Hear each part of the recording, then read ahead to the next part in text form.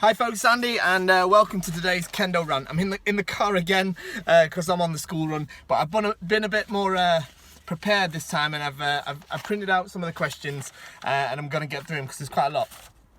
I'll do my best to get through them in the time that I've got, so let's get straight into it. Hi Andy, I agree with you on the Shimpan topic. I'd like to have a human with an intrinsic error rate rather than a calculator assessing Ippon. That's because Yuko Dototsu is something humans created, only humans can understand. There could be thousands of ways to strike that a computer would award Ippon, still without displaying correct Kikentai Ichi. Yuko Dototsu arises from an interpretation, only the flexible power of our associative prefrontal cortex can assemble all the elements to do it. That said, human error happens. My question comes into what you said about the Shinban being selected to be there. You said they were the best in the world, and I agree indeed, but how is the selection made? Is an assessment about how good they are at refereeing, or is it just a selection made about how famous they are in the Shinban environment?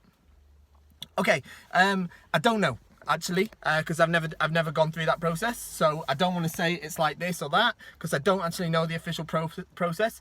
If I understand it correctly from what I've heard, I think it's like you attend a series of seminars and then you're selected probably by the regional federation. So like in Europe, probably the European Kendo Federation selects the referees that they're going to send to the World Championships, probably based off referee seminars that have happened in the area, but I don't know for certain, so maybe someone that's watching this that does know that could leave a comment. I do know that there are some people watching this this video series that are in that world, so do indeed. Yeah, let us know if you know. Okay, what are the different ways to put on a tenugui, and how does one choose which one to use? Okay, so there's three main ways to put on the tenugui. The most popular one is where you wrap it around twice and then fold it up. That's the way I use. The second one is where you kind of, some people like to pinch it in their teeth and then they wrap it around the back of the head and then they tie it in a knot at the front, and then sort of lift it up. And then the last one is you fold it into like a little hat and then put it on, which is like a really easy way, especially for beginners or kids. Basically, I've got a video on how to wear your borger, and that shows you the basic one of wrapping it round. That's the most common one. You choose which one to use by whichever one is easiest for you or the one that you like doing. There's no rules about it. You don't have to do it in one way or another. The reason that different ways exist is it's the same, like there's different ways to you know, do lots of different things in Kendo, like tie up the men or what have you. It's really just like it's what your teacher taught you in a way. So there's no sort of hard and fast rules. Okay, this is more of a comment, but I wanted to address it. It says, I feel that your Kendo rants are kind of like someone tied your hand behind your back. It's not free you from your mind. I feel like you try to be polite and stick with traditional Japanese Kendo. Meanwhile, according to you, this shiai for winning, nothing to do with traditional. But again, I understand. I just feel Kendo need much more commentary in English so others understand what's going on during the match. Okay, I'd love to do more commentary on actual matches, but I'm doing my best to do that through these rants at the moment. Obviously, I don't have the capacity to kind of do it live. I'd love to have done it live, like at the World Championships or something like that, but at the minute, I'm not in that position. In terms of having my hands tied behind my back, I mean, I don't think I do. I understand how it could sort of sound like that, because I do have to be a little bit careful what I say, because I'm not out to upset people. I understand that I'm just a person with an opinion at the end of the day, and I don't want to cause sort of controversy, but I believe like I'm being quite honest about what I think, even if the topic's quite controversial. Things like what I said about Kendo and sword fighting, and you know, even some of my comments about the World Championships finals, for example, could be considered controversial by some people. And in terms of being polite and sticking with Japanese Kendo, I'm not. I just want to address that really. I lived in Japan for the majority of my sort of Kendo career so far. So for me, like, Japanese Kendo is Kendo, and I'm a bit of a traditionalist in terms of that. Like, I really sort of you know, admire Japanese Kendo. It's what I was involved in, and it's what I've always sort of looked up to. and that's my stance on it. So I kind of relate everything back to that. It's not that I'm sort of doing that on purpose to try and sort of appease anybody, because I don't think that we should. I'm trying not to stray away from how it's done in Japan. I want the way it's done in Japan to be brought over here, not the other way around. With lots of things. Some things though that could be done the other way around. Having said that, Andy, I'm curious if you could talk about taking the center as you semi and strike. My senpai often tell me to take the center when we are sparring, and whilst I think I mentally understand what they're saying about the center, I don't technically or practically understand how to do it. I'm interested in your advice on how to learn to take the center when opportunities arrive, and how to approach practicing to improve the elusive center. Much appreciated and great job on the video. Thank you very much. Okay, so the taking the center thing, I think it's emphasized a little bit too much to particularly people that are new to Kendo. Yes, you have to take the center before you hit, but when you're doing Jigeko, you need to try and train it into just a habit, all right, so that as much as possible when you're studying Chudan, you're sort of, your shinai is trying to take the center, but like you don't want to, it can't be the entire focus of your Jigeko, because you'll get distracted from other things. You do have to take the center, but you'll get better at doing that with experience. In terms of how to, I can't tell you like this is how you take the center, certainly not over the internet, but I genuinely think it'll come with experience, and I just don't want you to kind of focus on that too much and it takes away from other parts of your Jigeko. It's much more important that you practice like assertive Kendo, rather than thinking, oh, worrying whether you've got the center or not.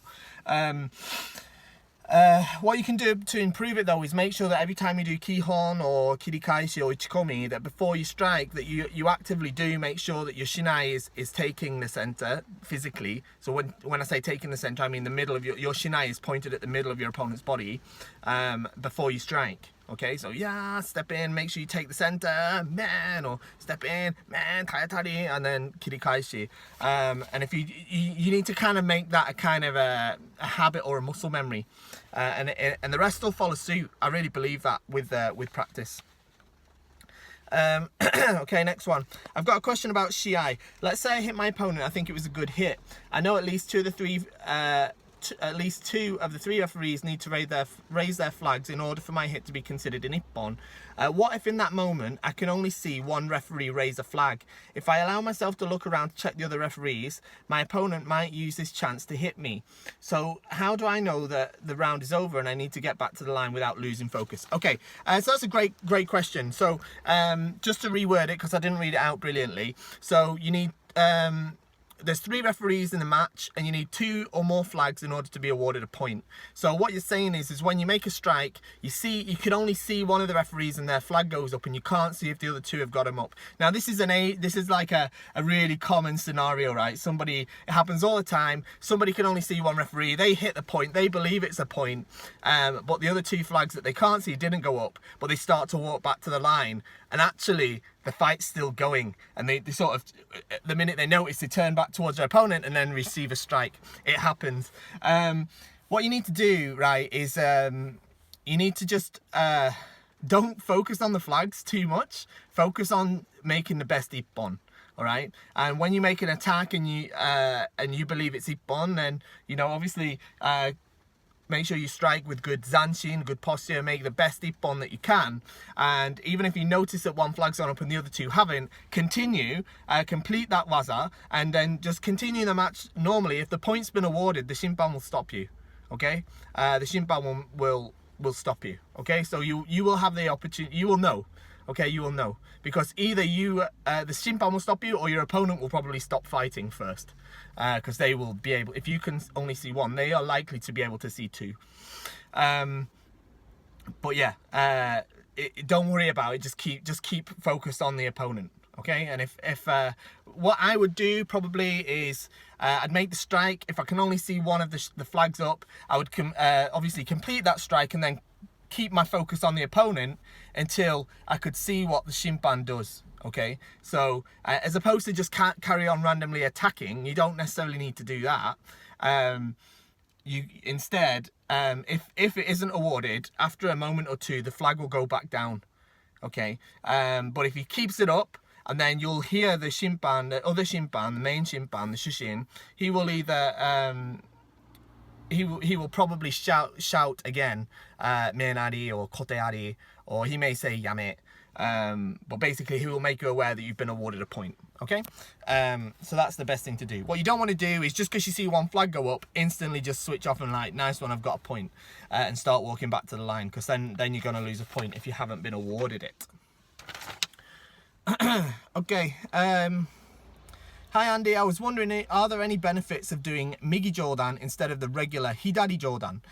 With Migi Jodan, I'm referring to taking the same footwork as Chudan with the right foot in front, but striking with the left hand still. Basically, the kamae, the shitachi takes in kata number 1.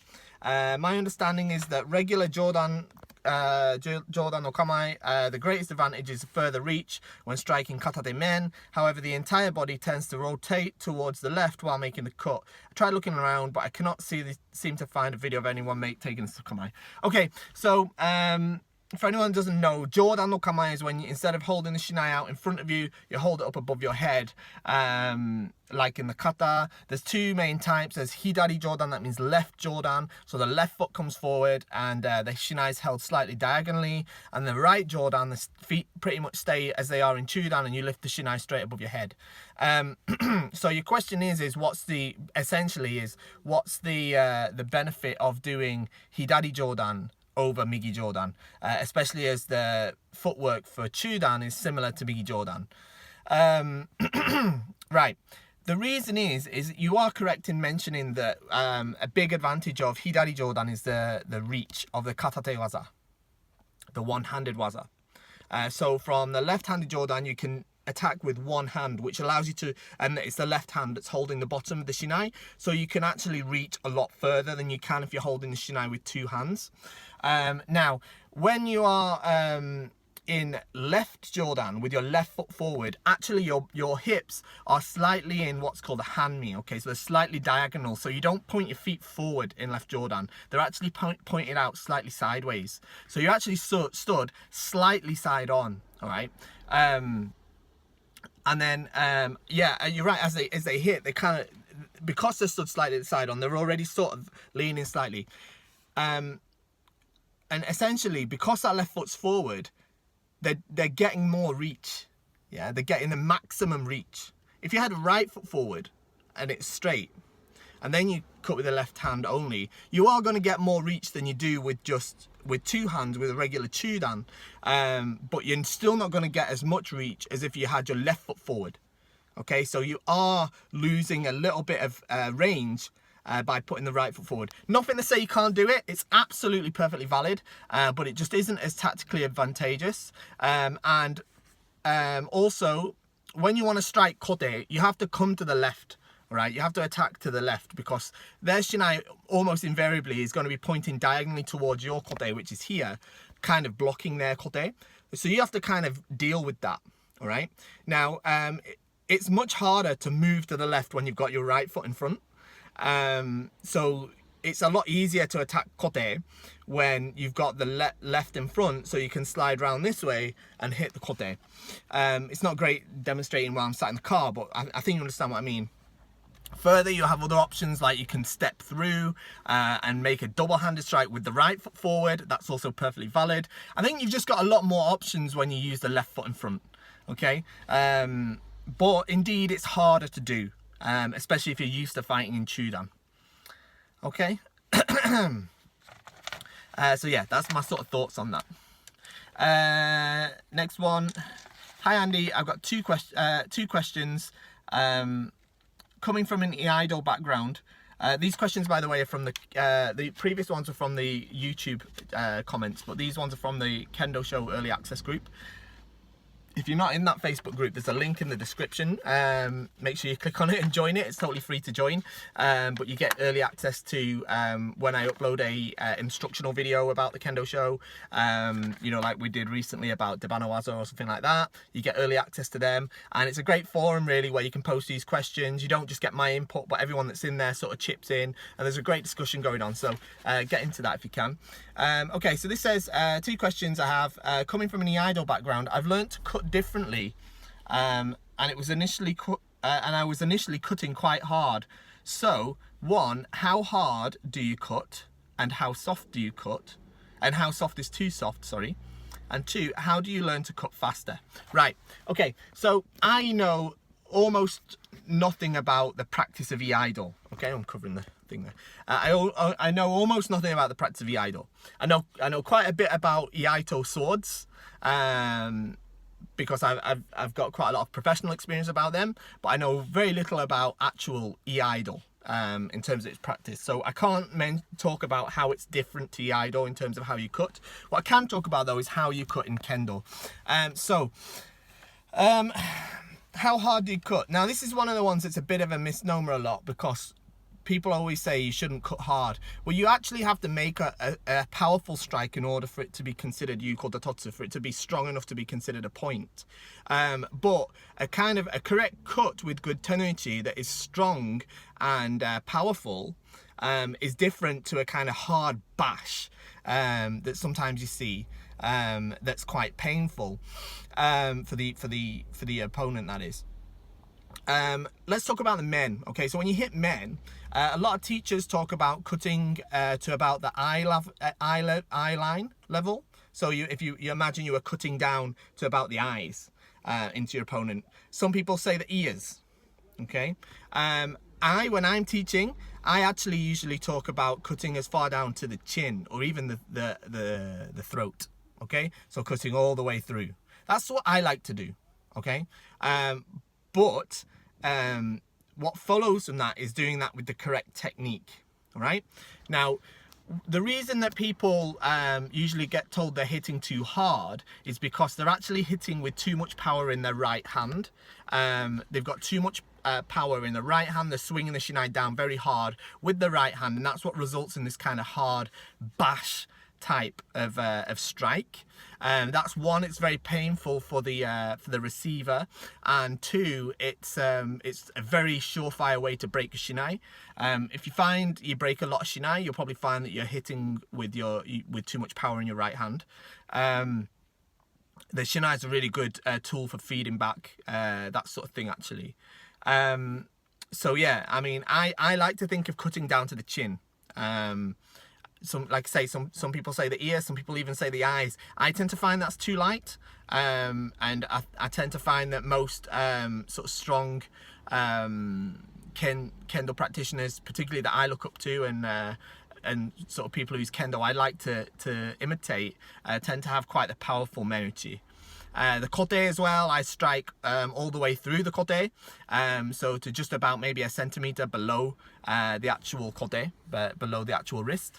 And do is a different one though. Do I tend to teach not to strike so hard.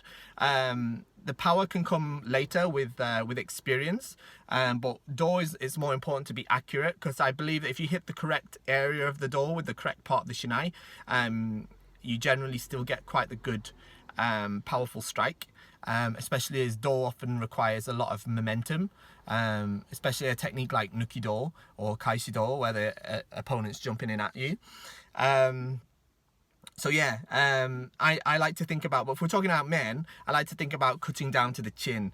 But like I say, that's got to come from this left hand, this action from the left hand, and not from the right hand hitting like this, okay? Because like I say, you're gonna hurt someone, and you're gonna bust up your shinai. And in terms of how you learn to cut faster, that's actually linked to that. The reason, if you feel like you're cutting slow, there's three reasons people cut slow. All right. The three main reasons are: number one is bad footwork. Okay, so it means that they don't have enough power in their left leg, and they don't have enough in their left calf. Really, they don't have enough fumikiri. So they're not launching with enough momentum to carry them quickly. So there's an issue there with what's called tame, and that's the power and the readiness that you put into your left leg and your left calf. That means that you're ready to instantly leap forward and strike. So you need power there. So that's one point where there's a bit of tension in your body, is in your left calf. The second point where it must be is in your sort of left little fingers here, as they grip the shinai. But in the rest of the shinai fingers must all be relaxed. Because the next thing that causes cuts to be slower than they should be is too much tension in the body overall, particularly in the arms and shoulders, and that's obviously going to slow you down. You have to be kind of relaxed and kind of elastic. Tension in that left leg, like I said, and that little bit in your hands, so that when you're ready to go, bam, you can instantly go very quickly. And finally, the other thing that that slows down people's cuts is directly related to the point before, which is too much tension in the right hand, which is obviously what we're talking about in terms of the cutting power as well. But there's too much tension in the right hand, then people tend to pull the shinai back before they throw it forward again, like this, and that's what kind of leads to slowness in their actual attacks as well. Instead, you've got to lead that right hand just at that very last moment for that last bit of tenuchi, as you squeeze the shinai down to a strike. That's the last bit that you use the right hand, but the left hand, especially these fingers here, are what grip the shinai. The rest is all relaxed. You push forward, bam, really quickly, bam, like this. Okay, I can't really put it through on the video, but this is what causes people to cut slow. All right, so not good enough footwork, too much tension in the body overall, and then too much tension in the right hand particularly. Okay, so using the right hand to swing the shinai instead of pushing it forward the left hand.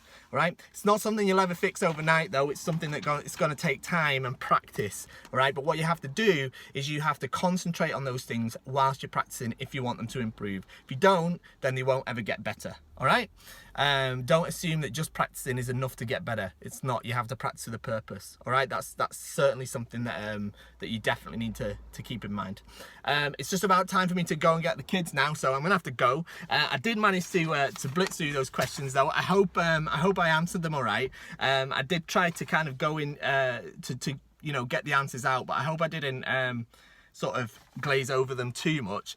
Leave me some new ones down in the comments down there, and you know, make sure you like, subscribe, and all that sort of stuff. Share with your friends, and most importantly, do your shopping at KendoStar. See you in the next video, guys. Thanks a lot.